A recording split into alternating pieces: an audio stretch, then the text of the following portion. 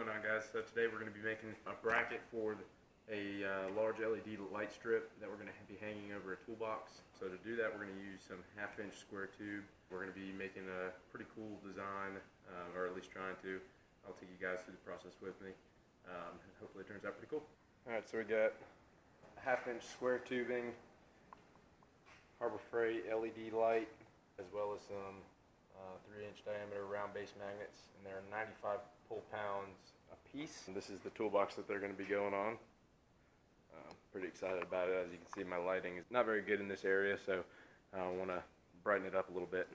So the first step here is just wiping down everything with acetone to get myself a nice clean working surface.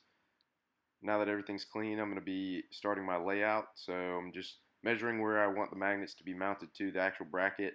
Then I'm going to be using a punch and marking where I want to drill my holes. Because I'll likely be using this for a fabrication bench, I wanted to make sure everything was very secure, so I decided to use 4 magnets total, 2 on each side of the bracket.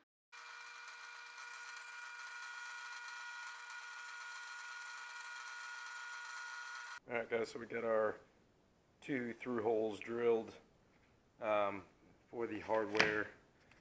Here's just an example. There's a hardware sticking through, and that's how we're going to mount our magnets. Because I don't want to drill into the toolbox to mount this. I want to have it removable. Next, I'm going to make some cuts and start designing this bracket a little bit more.